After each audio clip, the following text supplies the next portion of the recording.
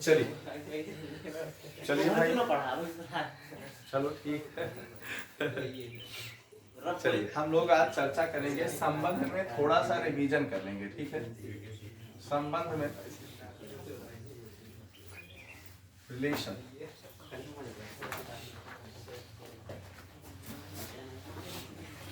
Relation देखो, संबंध में हम चर्चा करेंगे और एक बार जहां तक कंप्लीट हो गया है, ठीक है ना, वहां तक एक बार रिवीजन इसलिए करा दे भैया कि चूंकि जो भैया लोग नहीं आ रहे थे उनका भी है ना क्लियर हो जाए, नहीं तो फिर आएगा नहीं तो मजा नहीं आएगा सीखने में। बात समझ आ रही है ना। और एक बात और ये समझो कि जैसे एक तो उनको भी मजा नहीं आएगा, दूसरी चीज उनको भी मजा नहीं आएगा जो लोग पढ़ रहे हैं और ध्यान नहीं दिए, नोट्स अभी क्लियर नहीं किए, तो नोट्स अपना सब लोग क्लियर कर लीजिए, ठीक है। अगर नोट्स रहेगा, आप लिखे हैं तो उसको दोबारा देखेंगे तो समझ में आ जाएगा, ठीक है ना, एक बार लिखेंगे, और नहीं तो अगर नहीं ध्यान देंगे तो वो समझ में नहीं आएगा। बात समझ में आ गई ना। तो जो लोग आज नए आए हैं सभी भैया लोगों को हम एक बार जरूर, ये प्रयास ये हमारा है कि आज एक बार संबंध के बारे में थोड़ी सी चर्चा हो जाए फिर से, जिससे रिवीजन करा दें कि आपकी समस्या दूर हो जाए, ठीक। पहली चीज। दूसरी चीज ये आप लोग समझिएगा, आपको सूचना हम पहले से दे दे रहे हैं, कल से जो आपकी क्लास चलेगी 7:30 बजे से ही वैसे ही प्रॉपर चलेगी, लेकिन एक क्लास हम लेंगे और एक क्लास जो है भाई साहब लेंगे, ठीक है ना। तो भाई साहब के द्वारा वो भी मैथ और फिजिक्स पढ़ाएंगे, तो सेकेंड पेपर वो पढ़ाएंगे फिजिक्स, अभी हम फर्स्ट पेपर फिजिक्स पढ़ाएंगे बराबर। और सेकेंड पेपर आपका जो है स्टार्ट हो जाएगा क्या, सेकेंड पेपर में आपकी जो है मैथ स्टार्ट करेंगे भाई साहब, हम फर्स्ट पेपर पूरा पढ़ाएंगे, ठीक है ना। जब उनका सेकंड पेपर कंप्लीट होगा तो हमारा जो है फर्स्ट पेपर फिर से वो पढ़ाएंगे, हम फिर सेकंड पेपर पढ़ाएंगे, समझ आता गई ना। तो इससे 2 बार आपका रिवीजन हो जाएगा, बराबर है कि नहीं। एक अलग क्वालिटी होगी केमिस्ट्री के लिए। जानवी जी आज हमसे मिलने आएंगे, ठीक है ना, और ये क्लियर है कि वो पढ़ाएंगे, फाइनल हो गया है। लेकिन कब से पढ़ाएंगे, 2-4 दिन बाद पढ़ाएंगे, अभी कुछ मीटिंग वूटिंग है, ठीक। तो उसके लिए घबराना भी नहीं है, चूंकि हमारे यहाँ न्यूनतम 45 मिनट का बैच चलेगा, न्यूनतम, समझ रहे हैं ना, कम से कम 45 मिनट। अगर हमको आवश्यकता महसूस हुई तो हम लोग क्या करेंगे, 2-2 घंटे कभी एक्स्ट्रा क्लास लेंगे, 2 घंटे 3 घंटे रिवीजन के लिए। रिवीजन जो क्लास होगी 3-3 घंटे की लेंगे। जैसे रविवार इंग्लिश है तो इंग्लिश का रिवीजन हुआ, अगर आवश्यकता हमको महसूस हुई तो 3 घंटे की जो क्लास है हम क्या करेंगे, 3 घंटे रिवीजन मैथ का रख देंगे, एक दिन फिजिक्स का रिवीजन रख देंगे। तो भाई अध्यापक के साथ साथ सभी बच्चों का भी तो क्लियर हो जाएगा। जो बच्चे नहीं पढ़े हैं, जिनका छूट गया है, उनका रिवीजन में अच्छी तैयारी कर लेंगे। ये तो बात समझ में आ गई होगी। तो केमिस्ट्री ईश्वर ने चाहा तो जल्द स्टार्ट हो जाएगी। भाई साहब कल से आ ही रहे हैं आपको पढ़ाने, ठीक है ना। 2-2 अध्यापक पढ़ाएंगे, मजा भी आएगा सीखने में। हाँ, और हम लोगों की एक ये बात है कि धीरे धीरे चलेंगे लेकिन बेहतर कंटेंट देंगे आपको, ठीक है ना। बेहतर नोट्स देंगे, बेहतर बातें होंगी, वो सारी चीजें बहुत बेहतर होंगी। बात समझ में आ रही है नहीं आ रही। तो इसलिए आप सभी लोगों का दायित्व तो एक है मेरे भैया कि रेगुलरिटी जरूर बनाइएगा, क्योंकि अगर रेगुलर आओगे फिर भी हम रिवीजन कराएंगे कि जिनका छूट गया है तो उनको भी प्रॉब्लम्स ना क्रिएट हो और उनको भी ध्यान दिया जाएगा। लेकिन आप लोगों का ये दायित्व है, कर्तव्य, जो एक बार में पढ़ा जाएगा ना उसका नोट्स ही कुछ अलग होगा। बात समझ में आ रही है ना। उसका नोट्स कुछ अलग होता है ना, उस टाइम बता दिया जाता है। रिवीजन का मतलब होता है उस चीज को बताना, उस चीज को समझाना, समझ आता गई ना। वहां पर नोट्स जो दिया जाएगा एक बार में दिया जाएगा नोट्स, और वो नोट्स से क्या करेंगे, अभी वो देखो डॉक्टर बना रहा है ना बढ़िया नोट्स, है ना, उसका नोट्स देखो बढ़िया से अच्छे से लिख के बनाया है नोट्स। तो प्रयास किया जाएगा कि उसका क्या किया जाएगा पता है, पीडीएफ कॉपी बना के सबके पास हम भेज देंगे, बराबर। उसी के नोट्स की हम क्या करेंगे, पीडीएफ बना लेंगे, और पीडीएफ क्या होगा सबके पास भेज दिया जाएगा। तो सभी बच्चे जिनका नहीं कंप्लीट, जो बाद में आए हैं, उनका भी कंप्लीट हो जाएगा। वो देखो बहुत अच्छा नोट्स बना रहा है, ठीक है बच्चा। तो ऐसे ही आप लोग क्या करेंगे, सब लोगों के पास नोट्स होना चाहिए, लेकिन जिनके पास नहीं रहा, बाई चांस मान लीजिए नहीं बना है, तो वो बना लें। अभी अभी अभी आ रहे हैं भैया लोग, तो इधर देखो क्या करेंगे, कॉपी मांग के लेके जाओगे, प्रॉब्लम होगी कि नहीं होगी। तो हम क्या करेंगे, उसकी फोटो खींच के पीडीएफ उसका बना देंगे, पीडीएफ आपके पास भेज देंगे, आप पीडीएफ से क्या करेंगे, लिख लेंगे। कोई दिक्कत तो नहीं है ना, सब लोग ऐसे काम करेंगे। अब दूसरी बात, एक बात और, अगर आप लोगों की इच्छा होगी कि इंग्लिश भी हमको प्रतिदिन पढ़ना है, ध्यान दीजिएगा, क्योंकि सुबह के टाइम हमारा ये प्लान है कि सुबह के टाइम देखो मैथ फिजिक्स रखें, और सेकेंड मीटिंग में इंग्लिश और केमिस्ट्री रखें, 2 चीजें, ध्यान देना बात को। इंग्लिश भी जरूरी है, गलत तो नहीं कह रहे हैं ना। देखो वैसे कोचिंग आप करोगे, थोड़ी सी बात बताएं, तो वैसे कोचिंग आप लोग करोगे, इधर देखो भैया सुनो मेरी बात, तो वहां पर आपका 3 दूनी 6, 3 त्रिका 9, 3 चौक 12, न्यूनतम 300 रुपए एक सब्जेक्ट का लगेगा कि नहीं लगेगा। लेकिन अपने संस्थान में क्या सुविधा है, कोई फीस की तो डिमांड है नहीं, गलत तो नहीं कर रहे हैं। आपको गुरु दक्षिणा ही तो करनी है भाई, सीधी सी बात, बच्चे के पास अगर ईश्वर ने दिया है न्यूनतम तो 100 रुपया एक सब्जेक्ट का तो नॉर्मल कर देगा, कोई बहुत बड़ी बात नहीं है। तो उससे क्या होगा कि आप 1200 रुपए तो नहीं पेमेंट कर सकते, लेकिन आप बेहतर चीजें पा सकते हैं कि नहीं, है कि नहीं भैया। तो आप बेहतर तरीके से वो चीजें सीख सकते हैं और एक एक अध्यापक आपका फिट होगा। तो जानवी जी रहेंगे कमला केशव से, आपके लिए केमिस्ट्री पढ़ाएंगे बेहतर तरीके की। सुनो मेरी बात, जल्दी जल्दी आ जाएंगे। दूसरे जो अध्यापक होंगे इंग्लिश के रवि सर ही होंगे, उनसे भी बातचीत करके उनको भी बुला लिया जाएगा इंग्लिश के लिए, ठीक है ना। अभी इंग्लिश रविवार को चलेगी, ठीक है, रंजीत सर के द्वारा चलेगी इंग्लिश, तो वो भैया पढ़ाएंगे आप लोगों को, ठीक है ना, आचार्य जी के द्वारा, तो वो विशेष तौर पर आप लोगों को ध्यान देंगे, ठीक है ना। तो चलिए आज हम लोग थोड़ी सी चर्चा कर लें। सबसे पहले जिसमें चर्चा करेंगे, भैया सब लोग बैठ जाइए जल्दी से, तो हम लोग चर्चा करेंगे अब संबंध के बारे में, ठीक है। एक बार पुनः रिवीजन कर लेंगे, उसके बाद हम लोग आगे बढ़ेंगे, ठीक है ना। संबंध में आएंगे तो संबंध होता क्या है, हमने आपको क्या बताया कि संबंध क्या है। माना दो आरिक्त समुच्चय एवं बी है, माना दो आरिक्त समुच्चय एवं बी है, समुच्चय ए से बी में कोई संबंध आर ए क्रॉस बी का उस समुच्चय होता है। बोलो क्लियर। एक बार फिर से हम आपको बताना चाहते हैं, देखो एक होता है अंक, अंक होता है जानते हो ना, जो हमारी संख्याएं होती हैं जिनको डिजिट कहते हैं, 1 2 3 4 ना, तो हम कह सकते हैं 0 से लेते हैं जो हमारे अंक होते हैं। अंक में 0 होगा, 1 2 3 4 5 6 7 8 9, ये सब क्या है हमारे अंक है। बोलो क्लियर। अंक है कि नहीं, हाँ या ना में जवाब दो। अंक है, यही हमारे डिजिट है। तो अगर हम कहेंगे अंकों का गुणा करो, चाहे इसका गुणा करो, 1 गुणे 2 बराबर कितना आया 2। अगर हम 3 का 4 में गुणा किए तो कितना आया 12। अगर हम 4 का 5 में गुणा किए तो कितना आया 20।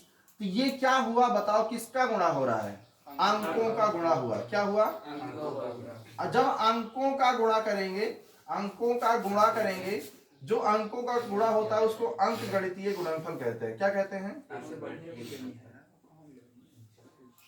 अब देखो एकदम विस्तृत हम आपको समझा दे रहे हैं, ठीक है ना, ज्यादा ये नहीं कि हम आपको परिभाषा बता दे रहे हैं, आप लोग क्या करेंगे समझ जाएंगे कि हाँ अंकों का जो गुणा होता है वही क्या होता है, अंक गणितीय गुणनफल होता है। क्या ये बात समझ आ गई। अंकों का गुणा क्या होता है हमारा, क्या होता है, अंक गणितीय गुणनफल होता है। अब एक बात बताओ, दूसरा आपने पढ़ा होगा बचपन में ही बीज गणितीय गुणनफल, ऐसा आता है ना।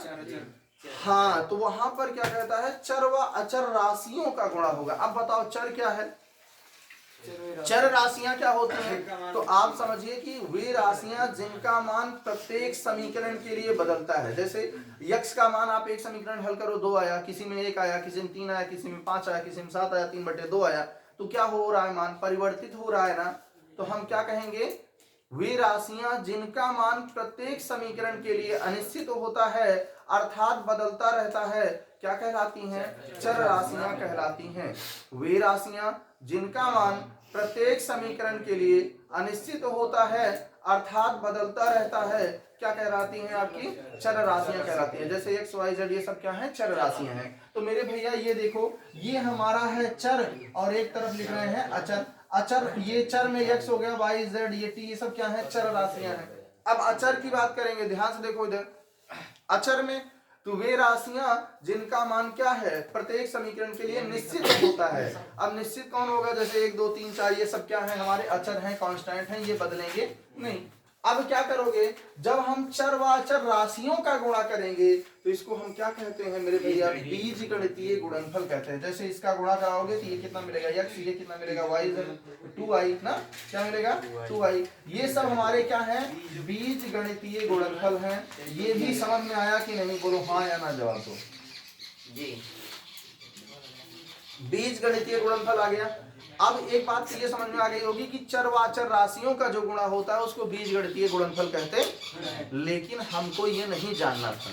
हमको आवश्यकता किसकी थी, क्योंकि कक्षा 12 में हमको जरूरत क्या थी कि जो A क्रॉस B होता है वो होता है कार्तीय गुणनफल, ठीक है ना। जिस प्रकार से अंकगणितीय अंकों का गुणनफल क्या होता है, अंकगणितीय गुणनफल होता है, चर व अचर राशियों का गुणनफल बीजगणितीय गुणनफल, उसी प्रकार से अगर हम बात करते हैं जब दो या दो से अधिक समुच्चयों का गुणनफल होता है तो उसी को हम कार्तीय गुणनफल कहते हैं। क्लियर हो गया ना। जब हम दो या दो से अधिक समुच्चयों का गुणा करते हैं, जैसे a बराबर 1 2 3 मिला और b का मान मिला कितना 4 5 6, तो दो या दो से अधिक समुच्चयों के कम से कम दो या उससे अधिक, तो दो या दो से अधिक समुच्चयों का जो गुणनफल होगा वही हमारा क्या होगा मेरे भैया, कार्तीय गुणनफल होता है। दो या दो से अधिक समुच्चयों का गुणनफल कार्तीय गुणनफल होता है। बोलो क्लियर है। दो या दो से अधिक समुच्चयों का गुणनफल कार्तीय गुणनफल होता है। दो या दो से अधिक समुच्चयों का गुणनफल क्या होता है, कार्तीय गुणनफल होता है। बोलो क्लियर। अब एक बात ध्यान से सुनो, अगर हम बात किए तो ए यहां पर मिला, इसमें क्या है 1 2 3, बोलो क्लियर, और बी में क्या है 4 5 6। अच्छा बताओ जब इसका गुणा होगा तो इससे भी मतलब रखेगा, इससे भी मतलब रखेगा, ये वाला जो है 4 5 6 है तो इससे भी तो यहाँ मतलब रखेंगे। बोलो भाई, और यहाँ पर भी 4 5 6 है तो 3 से भी इसका भी तो गुणा होगा। क्लियर है। तो यहां से जो ए क्रॉस बी हमको मिला यही क्या है, कार्तीय गुणनफल। एक कामा क्या मिला 4, एक कामा क्या मिला 5, और यहाँ पर क्या मिला 1 कामा 6, और यहाँ पर क्या मिला 2 कामा कितना मिला 4, ये कितना मिला 2 कामा 5, यहाँ क्या मिला 2 कामा 6, यहाँ क्या मिला 3 कामा 4, 3 कामा कितना मिला 5, और 3 कामा कितना मिला 6। अब ध्यान दीजिएगा, हमने क्या कहा, दो या दो से अधिक समुच्चयों का जो गुणनफल होता है उसी को कार्तीय गुणनफल कहते हैं। ये क्या है, समुच्चय है मेरे भैया, क्या है, समुच्चय है, सेट है।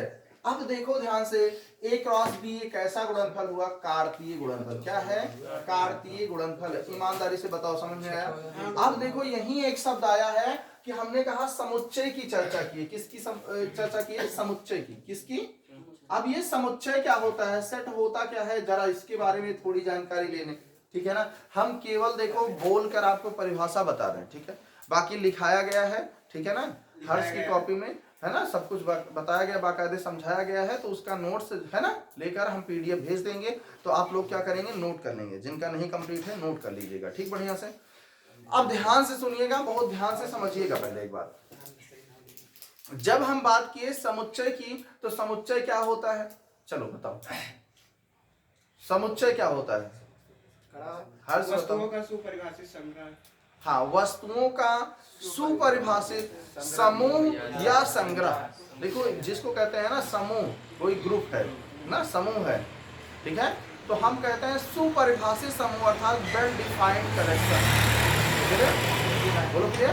कलेक्शन मतलब एक संग्रह है, समूह है। अब देखो इधर देखो भैया, इधर देखो ध्यान से, तो यहाँ पर कहता है वस्तुओं का सुपरिभाषित समूह या संग्रह समुच्चय कहलाता है। तो यहाँ एक शब्द आया सुपरिभाषित, क्या आया, सुपरिभाषित का मतलब क्या होता है, सुपरिभाषित का मतलब है कि इस किसी संग्रह में सम्मिलित वस्तुएं सुनिश्चित होनी चाहिए व सुस्पष्ट होनी चाहिए। अब सुनिश्चित होने का अर्थ क्या है, सुनिश्चित होने का अर्थ यह है कि हम स्पष्ट रूप से बता सकते हैं कि कोई वस्तु संग्रह में सम्मिलित है अथवा नहीं। हम स्पष्ट रूप से कह सकते हैं एक इसमें है, दो इसमें है, तीन है, हम स्पष्टीकरण दे सकते हैं कि नहीं।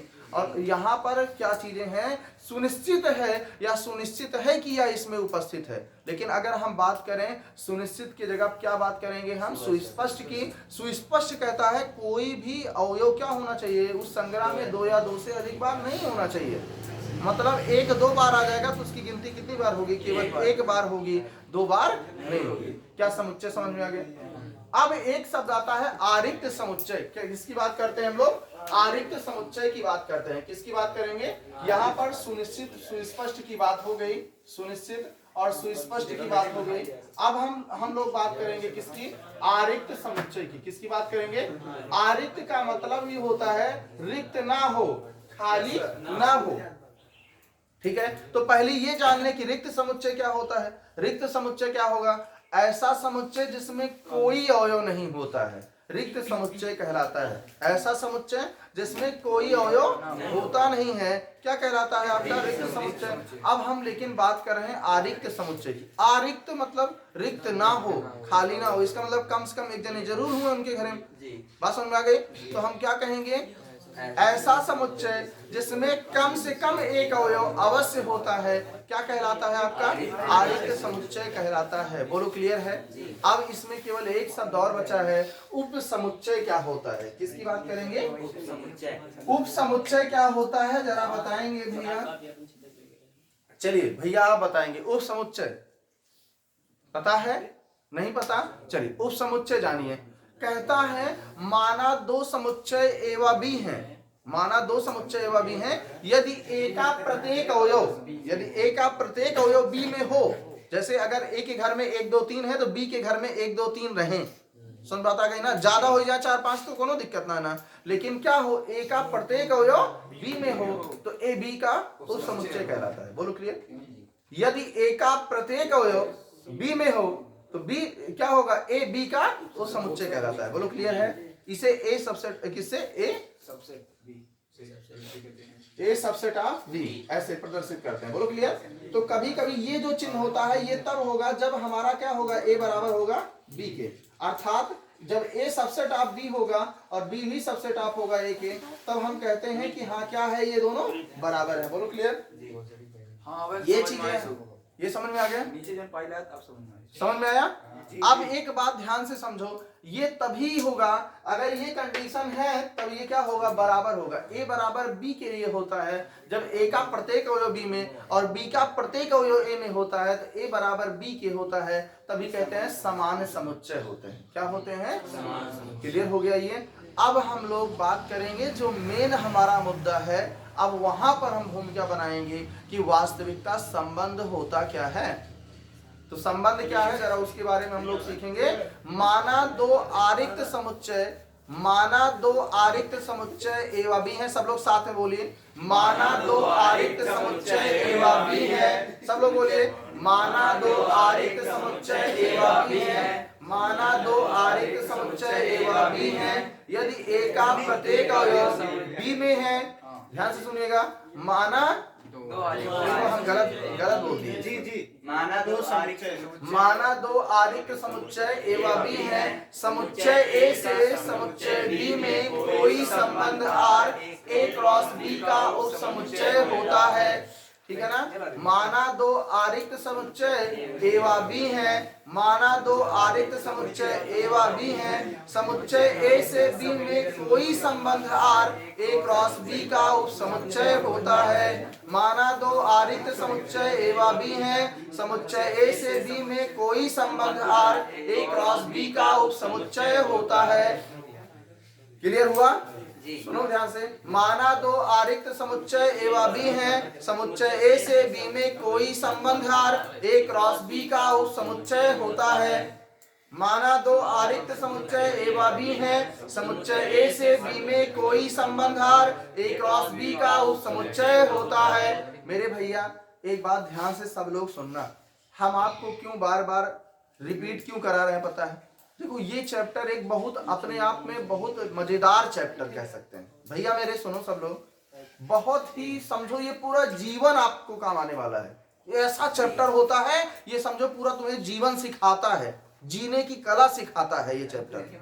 सुनो मेरी बात ध्यान से। और हम चाहते हैं ना, जब पहला चैप्टर किसी बच्चे का अच्छा होता है, इसलिए इसमें पूरा समय लेके हम बढ़िया से बता रहे हैं। रिवीजन इसलिए कराना जरूरी है क्योंकि ये भूलता बहुत है और ये आपसे गलती होगी, भूलेंगे जरूर।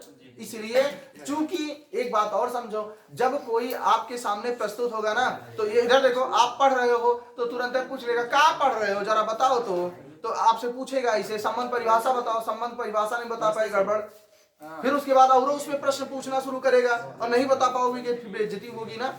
इसलिए समझना है मेरे भैया, आप लोगों को समझना बहुत जरूरी है कि हमको पढ़ना कैसे है, क्या सीखना है, किस हिसाब से कि हमको क्या प्रश्न पूछ सकता है कोई। इसीलिए आपको संबंध की परिभाषा बताने से पहले एक एक पॉइंट हम क्लियर किए जो उसमें प्रयोग में आएगा। क्लियर?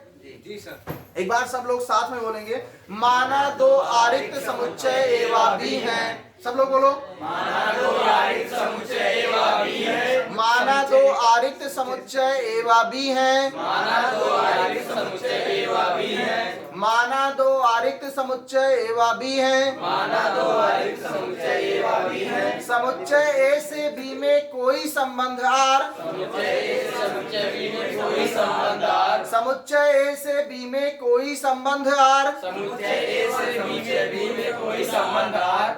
समुच्चय ए से बी में कोई संबंध आर। समुच्चय ए से समुच्चय बी में कोई संबंध आर। ए क्रॉस बी का उपसमुच्चय होता है। ए क्रॉस बी का उपसमुच्चय होता है। क्लियर हुआ?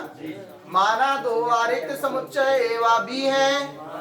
आरिक्त समुच्चय एवा भी है। समुच्चय ए से बी में कोई संबंध आर। समुच्चय ए से समुच्चय बी में कोई संबंध आर। ए क्रॉस बी का उपसमुच्चय होता है। ए क्रॉस बी का उपसमुच्चय होता है। देखो हम संबंध पढ़ रहे हैं, हम कह रहे हैं, मेरी बात सुनो भैया, इधर देखो, हम कह रहे हैं हमारा एक दिन खराब होगा ना, बहुत ध्यान से सुनो, हम कह रहे हैं एक दिन हमारा खराब हुआ, क्या खराब हुआ भाई, हमको याद हो जाए। और जरूरत ये है कि संस्थान में पढ़ने वाले हर बच्चे को याद हो जाए। पहचान संस्थान की तब होती है जब हमारा यहाँ का हर बच्चे को ये संबंध की परिभाषा है। अगर चैप्टर पढ़ाया गया तो एक एक पॉइंट उसको बताए बच्चा हमारा, तब ये लगता है कि संस्थान में पढ़ाई हो रही है। अब एक बच्चा कोई उठ के बता दे, बाकी बच्चे बैठे रहे तो क्या मजा आएगा? नहीं, सबको तो हम चाहते हैं कि संस्थान के हर बच्चे को आए। और एक बात सुनो, ये विज्ञान कहता है कि अगर कोई बातें हमारी है, हमारे दिमाग में है, अगर हमारे दिमाग में कोई बात एक सेकंड, एक बार बोलते हो तो एक सेकंड तक रहती है। जब दोबारा उसी बात को बोलोगे, लगभग 20 बार रिपीट कर दो तो वही लगभग 20 सेकंड तक आपके दिमाग में बन जाती है। जब वही बात 20 सेकंड तक रहेगी तो आपको भूलेगी नहीं। इसीलिए हमेशा ये सिद्धांत समझो, जब छोटे बच्चों को पहले पढ़ाया जाता था गुरुकुल में, उसी चीज को रिपीट करते थे, जब रिपीट करते थे तो याद हो जाता था। आज वही सिद्धांत है जो लागू होता है। हम आपको 20 बार रिपीट कराते हैं, हम कहते हैं मेरे भैया 2 चीज मत पढ़ो, एक को पढ़ो लेकिन उसको बेहतर करो। गलत तो नहीं कह रहे हैं? जी नहीं। बोलो हाँ या ना। अब मान लो शनि है, अब 3 ब्याह कर लेंगे तो 3 रानी, दशरथ की तरह 3 रानी रखेंगे। सुनो मेरी बात, दशरथ की तरह 3 रानी रखेंगे तो क्या होगा भाई? वो तो राजा थे, अब लेकिन इनको प्रॉब्लम होगी कि नहीं होगी? समझ बात आ रही है? देखो बहुत ध्यान से समझो।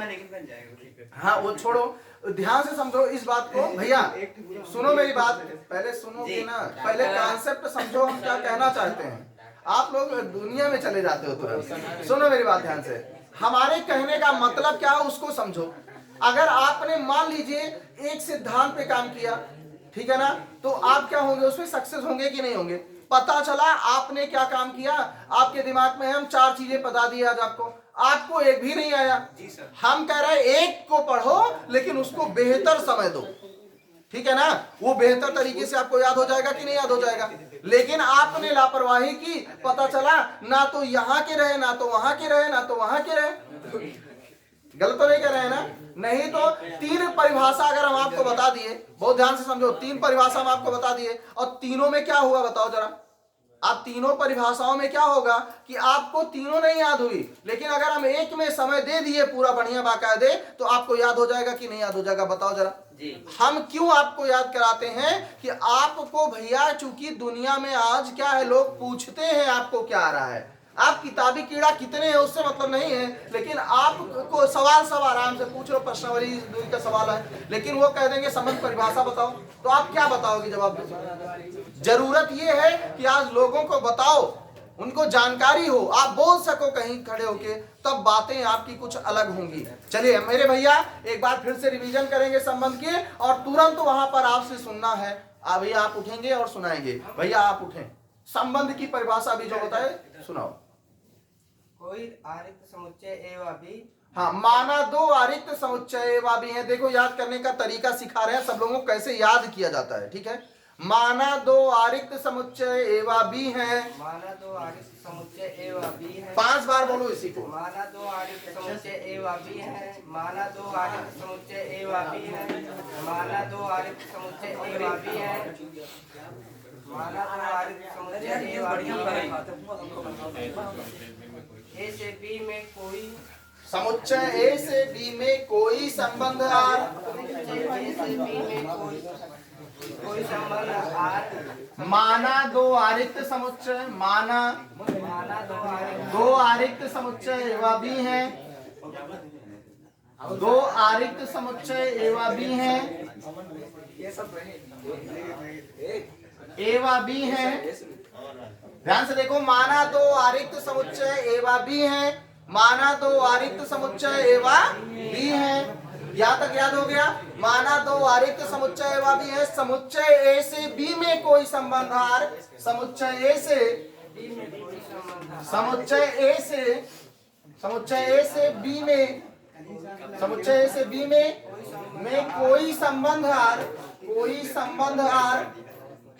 कोई संबंध आर ए क्रॉस बी का उप समुच्चय होता है ए क्रॉस बी का उप समुच्चय होता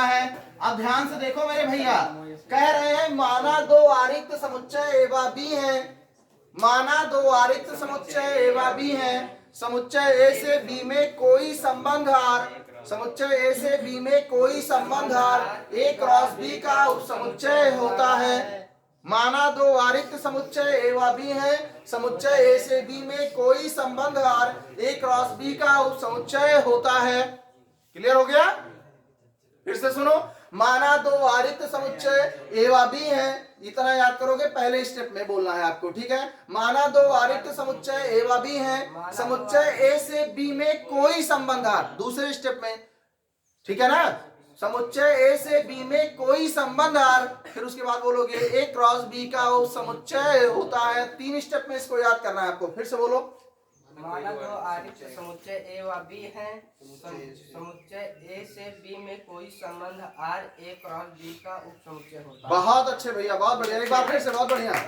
बहुत अच्छे एक बार फिर से दो आरिक्त समुच्चय ए से बी में कोई संबंध आर ए क्रॉस बी का उप समुच्चय होता है गुड बहुत अच्छे चलो प्रीतम सुनो माना दो आरिक्त समुच्चय ए व बी है समुच्चय ए से समुच्चय बी में कोई संबंध आर ए क्रॉस बी का उप समुच्चय गुड ऐसे सुनाना है कोई पूछे तो फटाफट बताना है चलो माना कोई दो आरिक्त समुच्चय एवं बी है समुच्चय ए से समुच्चय बी में कोई संबंध आर ए क्रॉस बी का उपसमुच्चय ठीक बहुत बढ़िया आप बताएं माना दो आरिक्त समुच्चय एवं बी है समुच्चय ए से समुच्चय बी में कोई संबंध आर ए क्रॉस बी का उपसमुच्चय होता है ठीक अब एक बात ध्यान से सुनना हम अभी आपको पूरा पूरा समझाएं एक एक लोग से हम बढ़िया से समझेंगे और एक एक लोग से पूछेंगे अब आप लोग बताएंगे हमको जवाब हाँ आ जाओ गुरुजी हाँ आओ इधर आओ नहीं पीटेंगे दिमाग दुरुस्त हो जाएगा आओ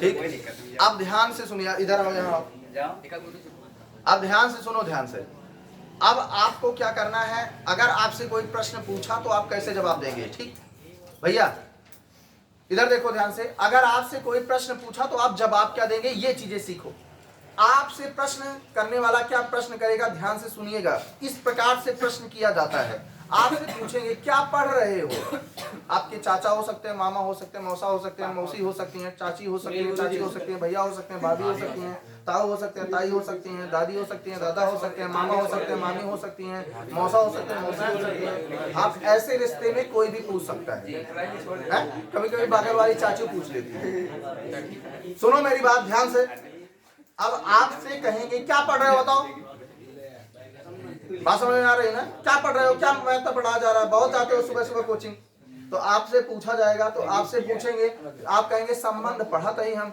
बताओ संबंध क्या होता है परिभाषा बताओ संबंध की बताओ माना दो आरिक्त समुच्चय एवं बी है समुच्चय ए से समुच्चय बी में कोई संबंध आर ए क्रॉस बी का उपसमुच्चय होता है अच्छा तो ऐसे कहेंगे जी तो बता देगा तो फट दे क्या कहेंगे अच्छा बताओ इसी में एक आया था आरिक्त समुच्चय क्या होता है तुरंत पूछेंगे आरिक्त समुच्चय ऐसा समुच्चय जिसमें कम से कम कोई एक अवयव अवश्य होता है बहुत अच्छे चलिए ठीक है फिर कहेंगे अच्छा समुच्चय क्या होता है जरा बताओ वस्तुओं के सुप्रभाषित व सुसंगठित क्रम को समुच्चय कहते हैं यही पढ़ रहे हो सुबह सुबह कोचिंग जाते यही पढ़ रहे हो यही पढ़ रहे हो तुम हैं यही पढ़ रहे हो तुम बताओ चलो इधर आओ मतलब हम नहीं मारेंगे ऐसे मतलब क्या पूछेंगे मारी इधर आओ मतलब कहने का मतलब जब एक्सप्लेन करके आपको समझा रहे हैं कि जैसे आपसे कोई पूछेगा ना तो वहाँ आपकी खूब बेइज्जती कर देगा, इसलिए हम पहले ही यहाँ बेइज्जती हो जाओ, ठीक है समझा। हाँ वहाँ बड़ी बेइज्जती भी कर देंगे। ये पढ़ रहे हो समुच्चय नहीं पता है, संबंध पढ़ रहे हो नहीं पता है। फिर से चलो, हाँ फिर से बताओ। वस्तुओं का सुपरिभाषित संग्रह या समुच्चय कहलाता है। देखो मारने के बाद सब आ गया, देखो बहुत बढ़िया। आओ चलो फिर से आगे बताओ, बहुत अच्छे। चलो सुपरिभाषित, इसी में एक शब्द आया था समुच्चय में, सुपरिभाषित होने का अर्थ क्या होगा? जल्दी फटाफट बताओ, नहीं तो अभी डंडा लेके आओ, तो डंडा लेके आओ तो बताएंगे अभी। सुपरिभाषित ऐसे हम नहीं कहेंगे, सुपरिभाषित घर वाले होने का अर्थ है कि वे वस्तुएं संग्रह में उपस्थित हैं या नहीं। उपस्थित वस्तुएं सुनिश्चित होनी चाहिए व सुस्पष्ट होनी चाहिए। सुनिश्चित होने का अर्थ क्या है? सुनिश्चित होने का अर्थ यह है कि उस संग्रह में वह वस्तु स्पष्ट रूप से हम बता सकते हैं कि कोई वस्तु संग्रह में सम्मिलित है अथवा नहीं। बहुत बढ़िया। दूसरा आप बताएंगे, इसके बाद आप इसी में सुस्पष्ट होने का अर्थ क्या होगा? सुस्पष्ट होने का अर्थ है कि उस संग्रह में कम जो अवयव हैं तो एकदम स्पष्ट है। स्पष्ट है। एक मित्र को बुलाओ तभी तुमको स्पष्ट करवाते हैं। आओ तुम आओ, तुम भी साथ में आओ। दो ही लोग सहारा लो, लेकिन गलत नहीं होना चाहिए। वहां डंडा लेके आ जाओ, उसी रूम में रखा है, डंडा लेके आओ। ये मतलब हम डंडे से मारेंगे नहीं। अरे आप दूसरे के एग्जाम्पल देता हूं मैं, हम नहीं मारेंगे। मतलब इसलिए कह रहे हैं कि घर वाले ऐसे मतलब मंगवाएंगे डंडा, तुरंत डर जाओगे तुम। तो डरना मत, डंडा भी रहे, डरना मत, कह देना तुरंत फट से सुनाना, रुकना नहीं। चलो अब बताओ सुस्पष्ट होने का अर्थ, ये जो बताए सही था? सुस्पष्ट होने का अर्थ है कि संग्रह में जो सम्मिलित वस्तुएं हैं वो सुस्पष्ट या तो उससे अधिक बार नहीं। कोई वस्तु संग्रह में कोई वस्तु उस संग्रह में 2 या 2 से अधिक बार नहीं होनी चाहिए। तो ऐसे जो है घर में पूछेंगे तो ध्यान से ये समझो, इधर देखो ध्यान से। तो जब घर में पूछेंगे आज से तो ऐसे तो गड़बड़ हो जाएगा, इसीलिए आपका रिवीजन करा रहे हैं। हम जानते हैं कि ये गलती होगी, ठीक है ना, ये गलतियां हमसे होंगी, ठीक है। तो एक बात अब फिर से समझो भैया, 1 मिनट समझो। तो क्या होगा, ऐसे सुनिश्चित सुस्पष्ट पूछे ना। अब इसके बाद फिर क्या पूछेंगे? इधर देखो, आ जाओ। अब देखो यहाँ पर एक शब्द आ गया, चलो समुच्चय आ गया, इसी में कोई संबंध आर। अब यहाँ पर देखो संबंध का मतलब रिश्ता, वो रिश्ते की बात कर रहा है। तो जितना रिश्ता गिना रहे हैं अभी, वो पति पत्नी का रिश्ता हो सकता है, भाई भाई का रिश्ता हो सकता है, भाई बहन का रिश्ता हो सकता है, माँ बेटे का रिश्ता हो सकता है। समझ बात आ रही है ना? बोलो भाई। और वहां पर क्या हो सकता है? ससुर और बहू का रिश्ता हो सकता है, सास और बहू का रिश्ता हो सकता है। कहने का मतलब जो रिश्ता पढ़ते हो ना, वो रिश्ते की ही बात करता है तुम्हारे, और किसी रिश्ते की बात नहीं करता है। अब ध्यान समझो, आर क्या है? एक रिश्ता है, वो संबंध है। उस संबंध का नाम हमें बता दिया। अब एक शब्द बचा है, ए क्रॉस बी का। कार्तीय गुणनफल। हाँ बताओ, कार्तीय गुणनफल क्या होता है? 2 या 2 से अधिक समुच्चयों का गुणनफल कार्तीय गुणनफल कहलाता है। चलिए इसके बाद वो समुच्चय क्या होता है? माना यदि 2 समुच्चय ए व बी दिए हों, समुच्चय ए का प्रत्येक अवयव बी में देखा है, तो ए बी का उपसमुच्चय होता है। इसे ए सबसेट ऑफ बी से प्रदर्शित करते हैं। गुड, बहुत बढ़िया, ठीक, बहुत बढ़िया, ठीक। चलिए इसके बाद ध्यान दीजिएगा, बहुत ध्यान से सुनिएगा। अगर हम बात करते हैं, देखिए समुच्चय हमारा कंप्लीट हुआ, ठीक है। इधर देखो, अब एक एग्जांपल देखिए मेरे भैया, एग्जाम्पल देखिए। एग्जाम्पल फर्स्ट में हम आते हैं तो हमें ए बराबर दिया गया है। ए का मान कितना दिया गया है? 1 2 3 दिया गया है। और बी का मान कितना दिया गया है? 4 5 6 दिया गया है। बी का मान कितना है? 4 5 6। ए बराबर 1 2 3 है। बी का मान कितना है? 4 5 6 दिया गया है। अगर हम बात करते हैं यहाँ पर, तो हम कैसे सबसे पहले क्या ज्ञात करेंगे? ए क्रॉस बी ज्ञात करेंगे, ठीक है। और ये पूरी जानकारी हर से देंगे, ए क्रॉस बी का मान निकालेंगे और उसके बाद वहां से एक संबंध निकालेंगे और बताएंगे कि ये संबंध है कि नहीं। हम पहले ए क्रॉस बी का मान निकाल ले रहे हैं। ए क्रॉस बी यहाँ से दिया गया है 1,4, 1,5 और 1, कितना मिलेगा? 6। फिर 2,4, 2,5 और 2, कितना है? 6 है। फिर उसके बाद बात करेंगे 3,4, 3,5 और 3,6 की बात करेंगे। और यहाँ से हमने एक संबंध आर लिखा और आर के घर में 1,4 है, 1,5 है, 1,6 है। और उसके बाद 2 कामा 7 है। अब बताएंगे कि यह एक संबंध है कि नहीं है। नहीं है। चलिए हर्ष बताएंगे। नहीं है। लिख के बढ़िया से समझाओ, कैसे बताओगे? लिख के समझाओ क्यों नहीं है। क्योंकि 2 कामा 7 A क्रॉस B के घर एक में कार्तीय गुणनफल के नहीं है। चूंकि इसका जो आर है, आर का प्रत्येक अवयव इसके घर में होना चाहिए। तो हमने देखा 1 कामा 4 इसके घर में मिल रहा है, 1 कामा 5 मिल रहा है, 1 कामा 6 मिल रहा है, परंतु 2 कामा 7 नॉट बिलोंग्स टू, मतलब इसके घर में नहीं है। तो अगर इसके घर में नहीं है मेरे भैया, तो यह एक संबंध नहीं है। क्या ईमानदारी बताओ, समझ में आया? लेकिन अगर यही 2 कामा 7 हटा देते हम, 2 कामा 7 हटा दें, अब इसको क्लोज करो, आप बताओ क्या एक संबंध है कि नहीं है? अब है, चूंकि इसका प्रत्येक अवयव A क्रॉस B में है, अतः हम कहेंगे कि यह सबसेट ऑफ है। अगर सबसेट होगा तो क्या होगा? एक संबंध होगा। और एक संबंध है। क्या ईमानदारी से बताओ, सबको संबंध समझ में आ गया कि नहीं? क्या आप कोई आपसे संबंध की परिभाषा पूछेगा तो आपको आ जाएगा? जी। चलो बैठो। बैठे। अब इसके बाद आप बताएंगे नहीं, इसके बाद आपको संबंधों के प्रकार में सबसे पहले शुरू करने से पहले हम आपको बताए थे एक समुच्चय पर संबंध। आ जाओ, एक समुच्चय पर संबंध क्या होता है? आ जाओ। हाँ आओ। बहुत बढ़िया। आप बताएंगे घर में, इनसे ऐसे पूछा जाएगा कि आप क्या पढ़े, बताएंगे कि हम द्विधारी संबंध पढ़े हैं, एक समुच्चय पर संबंध पढ़े हैं। तो आप पूछ लिया जाएगा घर में कि एक समुच्चय पर संबंध क्या होता है, बच्चा बताओ। द्विधारी संबंध। हाँ। द्विधारी संबंध माना कोई समुच्चय A है, समुच्चय A क्रॉस A का समुच्चय A क्रॉस A। ऐसे ऐसे जैसे रुकेंगे ना, पापा मम्मी ले रहे हैं, अरे तो पीटेंगे तुरंत। बताओ, चलो सौरभ बताओ। यदि समुच्चय A दिया हो तो माना समुच्चय कोई A का समुच्चय A दिया हो, किसी समुच्चय का A में ही कोई संबंधार A क्रॉस A का क्या होता है? उस समुच्चय होता है। यही एक समुच्चय पर संबंध है। अगर हम बात करेंगे द्विधारी संबंध क्या है? किसी समुच्चय A का A में ही कोई संबंधार द्विधारी संबंध कहलाता है। किसी समुच्चय A का A में ही कोई संबंधार द्विधारी संबंध कहलाता है मेरे भैया। ऐसे मुंह बोलो, तब आपकी पहचान बनेगी, नहीं तो हमेशा परेशान रहोगे सब लोग। लापरवाही नहीं, घर में मम्मी पापा चाचा चाची ऐसे भैया भाभी पूछे, उसके बाद लतियोगो करिए। आपकी पहचान क्या होगी वो समझो। ये गुरुजी द्विधारी वाला हम थोड़ा लेट आ रहे, नहीं कुछ नहीं तो तुमको हम पीछेंगे, दिमाग दुरुस्त हो जाएगा तुम्हारा। तो किसी समुच्चय A का A में ही A में ही कोई संबंधार द्विधारी संबंध कहलाता है। किसी समुच्चय A का A में ही कोई संबंधार द्विधारी संबंध कहलाता है। फिर से सुनो, किसी समुच्चय A का A में ही कोई संबंधार द्विधारी संबंध कहलाता है। क्लियर हो गया? किसी समुच्चय A का A में ही कोई संबंधार द्विधारी संबंध कहलाता है। चलिए चलिए खुश रहो दीदी। हाँ चलो बैठो, फटाफट शुरू करेंगे फिजिक्स। Thank you.